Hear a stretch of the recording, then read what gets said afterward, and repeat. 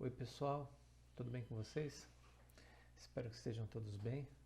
Vou começar a gravar aqui a aula dessa semana de After, onde a gente vai ver um recurso que é conhecido como Stroke, é o nome do efeito na verdade.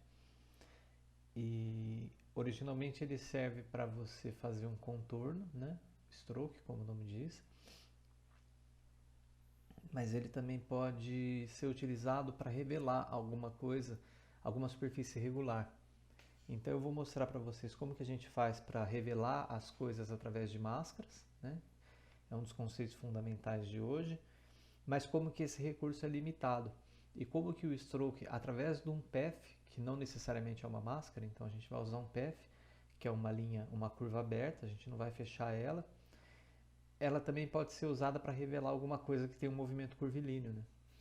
Então esse recurso é muito utilizado para você, por exemplo, fazer alguma coisa sendo escrita na tela, né? Então você quer imitar uma caligrafia e depois esse path que deu origem ao texto, né? A coisa que está se revelando, no caso a gente vai fazer um texto, ele também pode servir como motion path, ele pode servir como um caminho de movimento, né? Então você pode fazer, por exemplo, um lápis seguindo essa trajetória e aí parece que o lápis está escrevendo alguma coisa na tela. Então esse é um recurso muito comum e é importante vocês conhecerem. E aí a gente aproveita para ver a questão da animação de máscara, né? E outro conceito importante que eu vou mostrar é o conceito de pré-composição, porque para que todas essas máscaras não interfiram, como o layer de texto é um layer que tem uma dimensão restrita ao texto, né? A gente vai tentar, vai transformar esse layer de texto no tamanho da composição. Então, o jeito melhor para fazer isso é a gente pré-compor esse texto. O que é pré-compor? É criar uma pré-composição, uma composição onde esse texto vai estar inserido. Então, a gente vai trabalhar na composição do lado de fora, né? E do lado de dentro vai estar o texto. Então, esse conceito também é muito importante e a gente vai ver ele agora, tá? Então, eu vou começar aqui criando uma nova composição. 5 segundos. Dá um nome para ela, né? Animação stroke. Como a gente vai ter mais de uma composição, acho que é importante dar nome. E vou começar criando um texto aqui. Então, vou escrever o bom e velho audiovisual, só que dessa vez a gente vai trabalhar, vou tirar esse contorno aqui, a gente vai trabalhar com alguma fonte que seja escrita à mão. Essa aqui tá legal. Então essa aqui chama Segoe Script, ela é do sistema, tá? Acho que quem quiser trabalhar com ela, tirar o bold, né? E então a primeira coisa que eu vou fazer, vou ajustar aqui o anchor dela para ficar centralizado, né? E aí eu tenho ela bem centralizada dentro da margem de texto. Desativar isso aqui. Vou dar a cor dela para branco.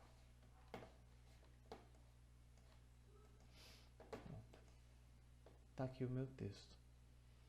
Então a primeira coisa que eu vou fazer, como eu disse, ó, esse layer de texto, se vocês olharem para ele, ele tem a dimensão do texto. Então se eu altero o texto, eu altero a dimensão do layer. E eu quero um layer que tenha exatamente a dimensão da comp. Por quê? Porque eu vou criar uma máscara sobre ele e essa máscara ela tem que estar situada dentro dessas dimensões. Porque a hora que eu for fazer uma caneta, seguir isso como motion path, ele vai localizar essa máscara pelo contexto em que ela está inserida, tá? Então, se você trabalha com uma máscara direto aqui, até dá para fazer. Mas a hora que você vai usar isso como motion path, ele vai dar um motion path diferente. Ele não vai encaixar perfeitamente na composição. Depois, se vocês quiserem, a gente pode fazer o teste. Quem quiser fazer o teste em casa também. Mas o certo aqui é a gente primeiro pré-compor esse texto. Tá? Então, o atalho para pré-compor é Ctrl Shift C. Tá? Quem não gosta de atalho, pode vir com o botão direito aqui também na camada ou nas camadas, porque o lance interessante da pré-composição também é que eu posso ele para agrupar uma série de camadas. Então vamos supor que eu já fiz bastante coisa. Eu tenho um fundo, por exemplo, que está cheio de elementos e tal. E eu quero fazer um tratamento nesse fundo, ou eu quero reutilizar ele. Eu posso pegar várias camadas e transformar tudo numa composição só. É uma forma de agrupar. É que aqui no caso a gente vai fazer o grupo de uma camada só, né? Então eu poderia selecionar várias camadas, vir com o botão direito e pré-compose, tá? Ou utilizar o atalho Ctrl Shift C, ou ainda vir aqui em cima em Layer, olha lá, Ctrl Shift C, pré-compose, camada pré-compor, tá? E aí eu dou um nome para a composição, então eu vou colocar aqui pré-comp texto, pré-comp texto.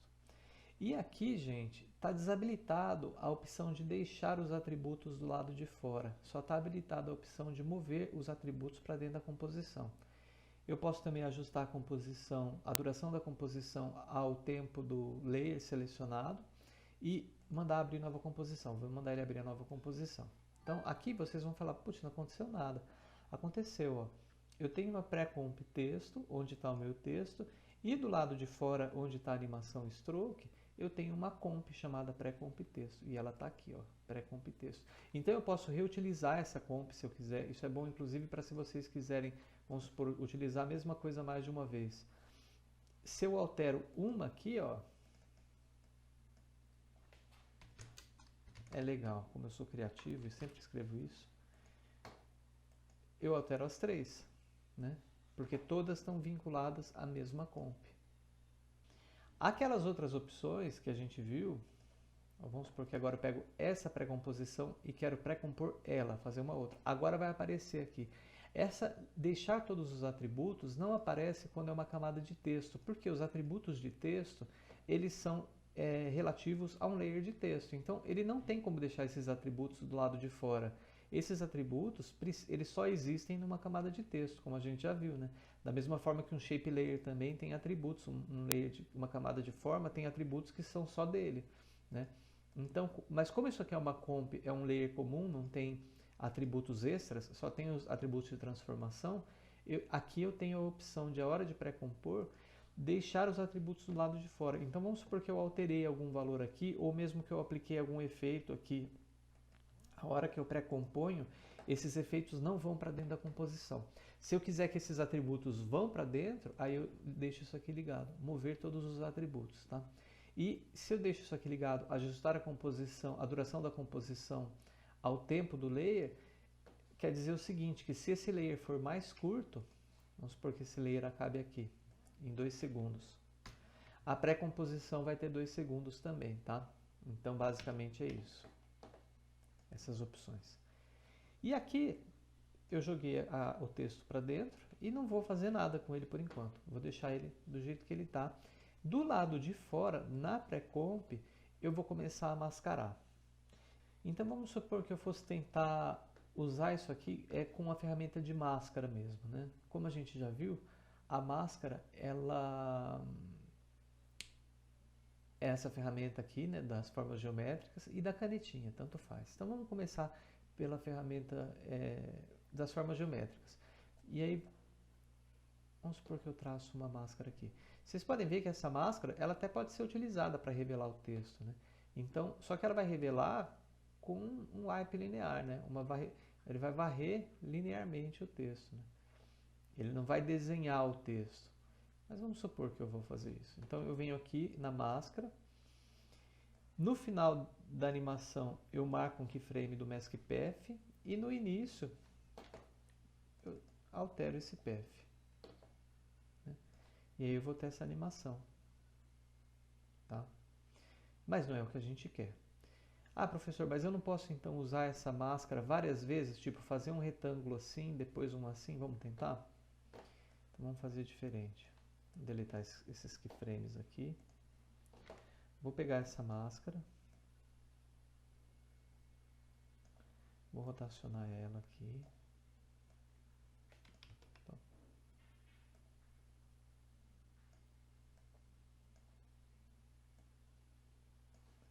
E aí eu crio um keyframe aqui.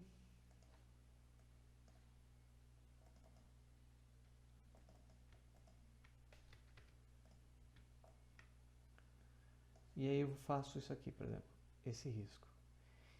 Aí eu teria que criar uma outra máscara.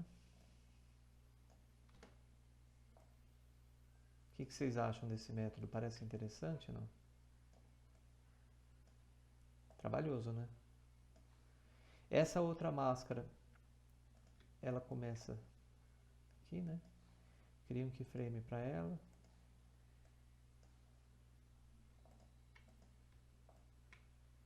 E depois abro, né? E assim vou desenhando o texto. E aí quando acaba eu tô com uma série de máscaras aqui. Tipo, uma máscara para cada risquinho. E ainda não me resolve muito bem como que eu faço a hora que eu tiver que fazer uma curva, né? Como que eu faço essa máscara fazer uma curva? Então, se a letra tem muita coisa redonda, né?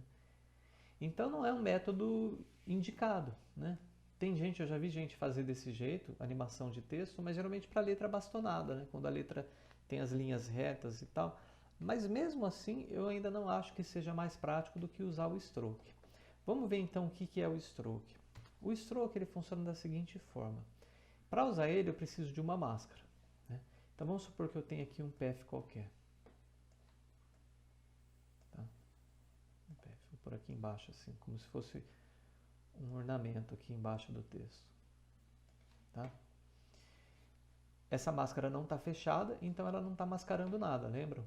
Quando eu faço a máscara e não fecho ela, quando eu o ponto final não volta para o inicial, se eu volto para o inicial, ela passa a ser uma máscara. Ó, agora ela está mascarando. Mas se eu não fecho ela, uma máscara aberta não mascara, ela não limita nada, né? Aí eu venho com o botão direito em cima da camada, vou em efeitos, gerar, para quem tiver com o After em português, generate, stroke, tá? Eu acho que em português ele leva o nome de contorno, eu acho que ele leva o nome de contorno em português, não tenho certeza. Mas talvez até seja o nome seja stroke mesmo, não tenho certeza. Ou borda, né? Acho que não sei.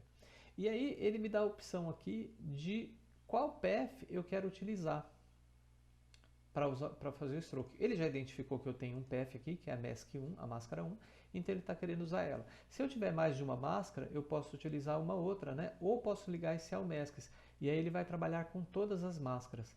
E ele pode fazer isso de forma sequencial ou não. Daqui a pouco a gente vai ver o que é isso. Tá? Então o que ele faz? Na verdade o que ele está fazendo é dar um contorno, ó, se eu aumento a espessura aqui, ele está dando um contorno para esse path. Então, originalmente, assim, se você pensar basicamente, esse efeito serve para isso, para gerar um contorno. Né? Tá meio feia a curva aqui. Então ele está dando um contorno. E eu poderia escolher uma outra cor, né? Posso trabalhar dessa forma. Mas a parte interessante desse efeito não é essa de gerar, até porque eu poderia fazer isso com shape layers. Eu teria mais opções se eu fizesse isso com uma camada de forma. O interessante é que ele tem esse start end. E isso faz com que eu possa animar a evolução desse contorno, né? Então eu posso fazer isso aqui sendo desenhado, né? Então se eu keyframe aqui, por exemplo, end em 0, e em 1 segundo eu coloco 100, ele vai traçar essa linha em 1 segundo, tá? Mas mais interessante do que isso ainda é o seguinte, se eu fosse usar dessa forma simplesmente esses recursos de stroke, eu teria que desenhar a letra e a letra não ficaria com essa cara, a tipologia não ficaria com essa cara original dela, esses defeitos, né? Essas variações de espessura. Aqui, por exemplo, fica mais fino, hora fica mais fino, hora fica mais grosso. Ela ficaria com essa espessura constante, né? Com a espessura do stroke. Só que esse efeito, ele tem a opção ainda de, em vez de usar ele como aqui no estilo de pintura, para pintar sobre a imagem original, eu posso colocar pintar sobre transparente, então ele vai ignorar tudo que está na imagem e só vai considerar o stroke, mas eu também posso colocar ele para revelar a imagem original.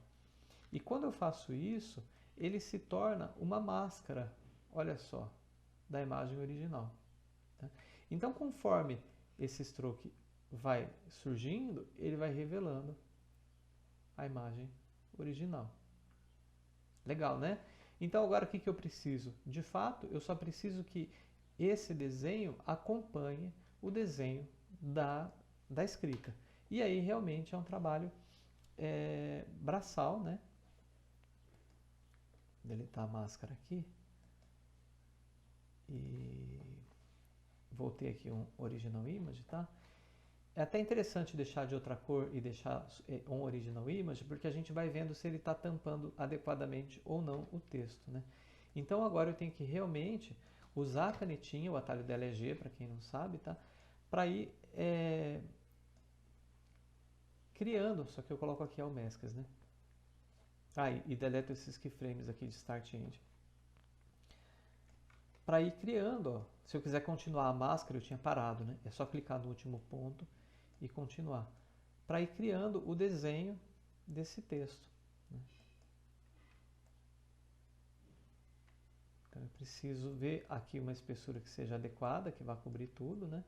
Não precisa ser muito mais grosso do que o texto, senão eu acabo me atrapalhando também, ó, 17 aqui tá bom. E aí eu tenho só que pensar no seguinte, se eu quero trabalhar com uma linha contínua, então, por exemplo, desse ponto, se eu quero fazer o traço do A, eu venho aqui e faço como se fosse uma caneta que não sai do papel, ou eu interrompo e começo uma nova máscara, né? Então eu poderia interromper essa máscara, como esse almesca está ligado, agora eu poderia começar uma outra máscara para fazer esse risco do A.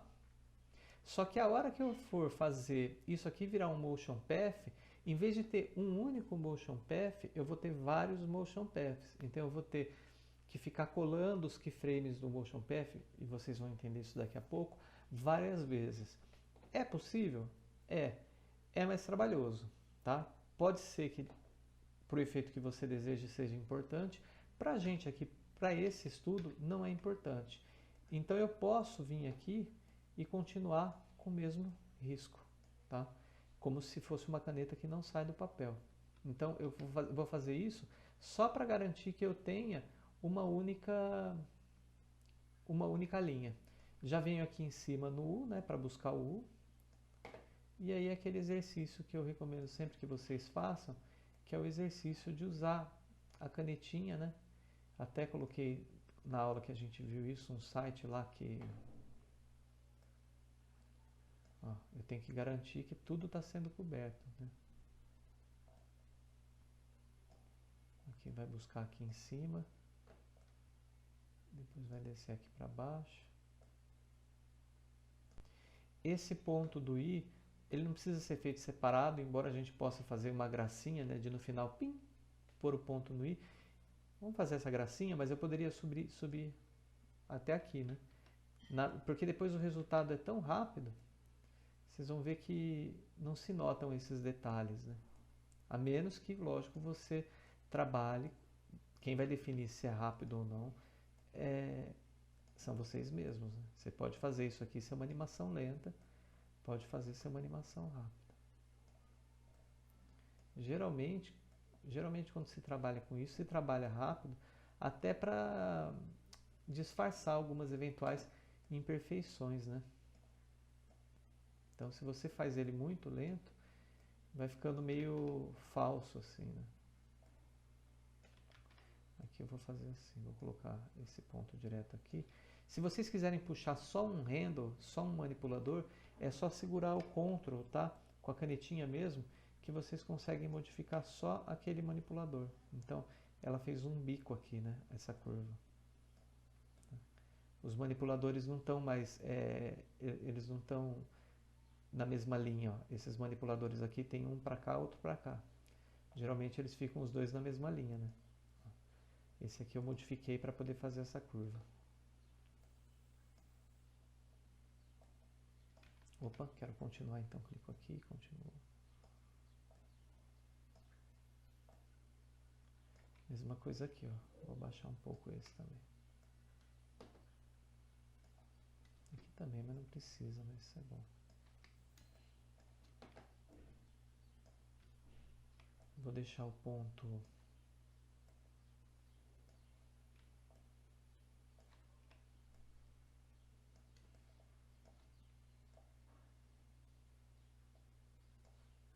ponto do I.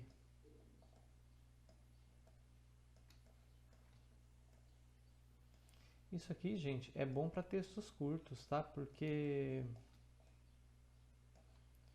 senão vocês acabam... Se você tem que fazer muito texto, eu não recomendo usar esse recurso, a não ser que seja realmente um pedido específico, né? Você tenha que fazer isso várias vezes, mas ele acaba tomando um pouco de tempo, porque você tem que desenhar letra por letra. E outra coisa, qualquer alteração, né? Então vamos supor que tem uma alteração,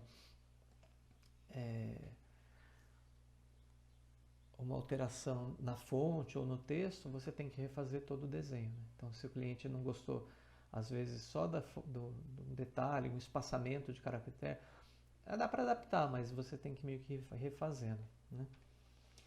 E aí eu mudo aqui de On Original Image para revelar a imagem original. E aí eu animo o Start e o End. Então, começa em 0 e vamos supor que em 3 segundos ele vai escrever tudo. Vamos ver se vai ficar muito rápido ou muito lento. Marco com o N, o Work Area, não previu. Você pode ver que nessa velocidade já dá para ver umas imperfeições. Está em 3 segundos e tem algumas imperfeições. Tá? Uma imperfeição que dá para notar são esses riscos aqui do A. Ó, a hora que isso aqui monta, isso aqui, as laterais, eu já consigo ver uma parte do risco do meio. E esse ajuste vocês podem fazer simplesmente deslocando um pouco a máscara para a esquerda. Que começou a aparecer uma ponta estranha ali. Então a máscara ela passa um pouco mais distante.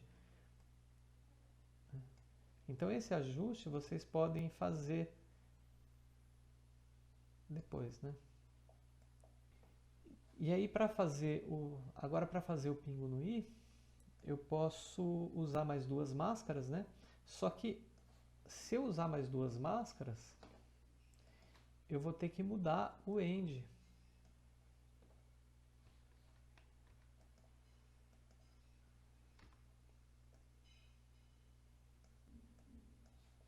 Né? O que eu vou ter que fazer é fazer aquele End, uma máscara para fazer o primeiro risco. Como estão ao Masks ligado, né? Aqui tem outra.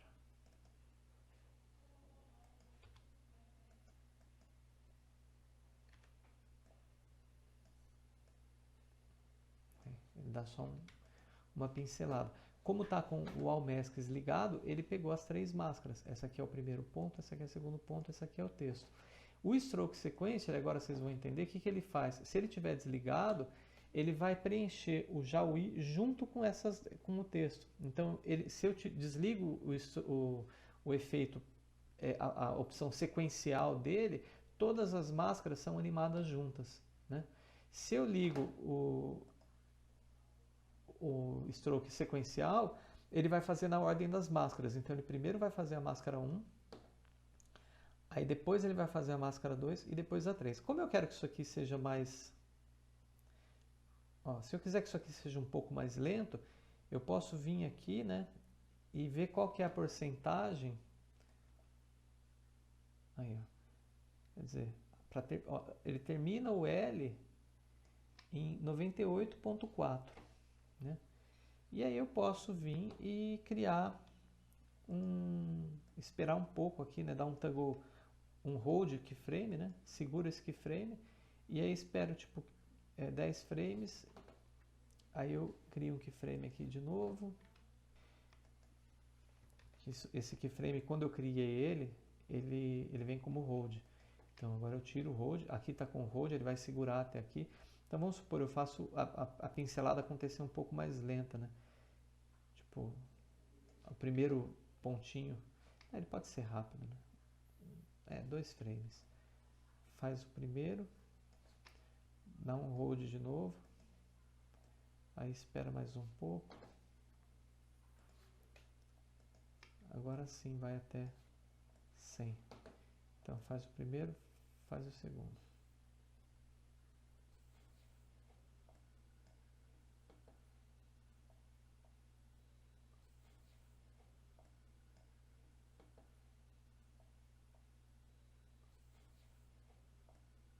Agora então eu crio um objeto nulo, botão direito, New Null Object, como a gente já viu. E o que eu tenho que fazer é copiar o path que eu criei, um por um. Então eu vou começar pelo path maior, né, que é o que... Dou Ctrl C, clico no Mask Path, dou Ctrl C, isso tudo a gente viu na aula, umas aulas atrás, tá gente? É aquele mesmo esquema. E eu vou na posição do objeto nulo, Position, seleciono ela e dou Ctrl V. Logicamente com o cursor na posição onde eu quero que comece. Por padrão, ele cola em 2 segundos o Motion Path. Tá? Então ele está fazendo o nulo fazer esse movimento, ó, ele está fazendo exatamente o movimento do stroke, só que ele está fazendo mais rápido, ele está fazendo em 2 segundos. O bom é que é assim, cada keyframe que ele criou aqui corresponde a um vértice que eu cliquei. Por isso que é importante também quando vocês forem fazer esse tipo de animação, e na verdade sempre que vocês forem criar máscaras, criarem o mínimo de vértices possível, tá? Não ficar clicando e criando um monte de vértices. Isso aqui depois fica mais difícil para você visualizar e editar. Então cada pontinho desses corresponde a um vértice que eu criei. Só que esses keyframes, eles estão naquele formato Rove Across Time, né? Que eu acho que a gente não chegou a ver de fato, eu falei por alto dele. O Rove Across Time, ele é muito legal porque é o seguinte, eu não mexo neles, eu mexo só no primeiro e no último e eles vão seguindo proporcionalmente, né? Então eu posso encurtar ou aumentar essa animação só arrastando o último keyframe, eu posso arrastar o primeiro também, dá certo, né? E os outros vão esticando proporcionalmente. Então eu tenho que vir aqui no 3 segundos, que é onde acabou a minha primeira parte da animação, e colocar o keyframe final aqui, ó. E aí o objeto nulo, ó, ele vai seguir exatamente o texto se formando. Então agora o que eu preciso? Eu preciso de uma imagem de um lápis ou de uma caneta, né? Vocês podem pegar uma imagem de um pincel, qualquer coisa assim. Vocês podem pegar uma imagem no Google, tá? Vou pegar uma aqui rapidinho. Mudo o Anchor Point para a ponta do lápis. Prestem atenção aqui, ó. Mudo o Anchor Point para a ponta do lápis. Parenteio ele no nulo. E mudo a posição dele para 0, 0. Então, o Anchor Point dele, ele vai estar na posição 0 em relação ao nulo. Então, ele vai encaixar perfeitamente no nulo. Como o Anchor Point está na ponta, eu também posso mexer na escala, né? Que ele vai escalonar em relação ao Anchor.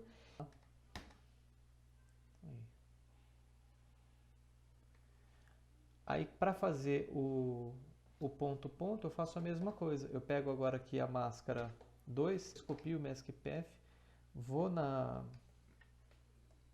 hora que ele vai acontecer, só que em vez de... vou no Position, colo, né? Só que ele está colando com 2 segundos, né? Então, na verdade,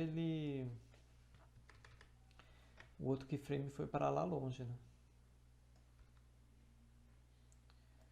Então, e aqui pego o PF3, copio, colo no Position. O que eu estou fazendo aqui, gente, é o seguinte. Eu clico na propriedade de posição para selecionar todos os keyframes, então eu selecionei esse keyframe que eu não estou vendo. E aí com o Shift eu desseleciono todos, então eu garanto que esse aqui ainda está selecionado. E aí eu seguro Alt Shift e vou batendo a tecla, o Shift é para ir de 10 em 10, o Alt é de 1 em 1, o Alt Shift é de 10 em 10 e setinha para a esquerda e para a direita, tá?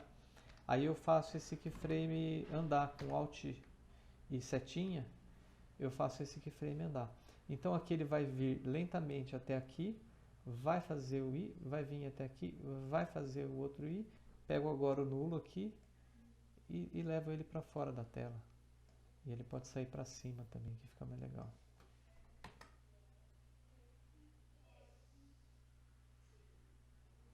Ok, pessoal? Bacana, né? Boa semana para todos e semana que vem a gente volta.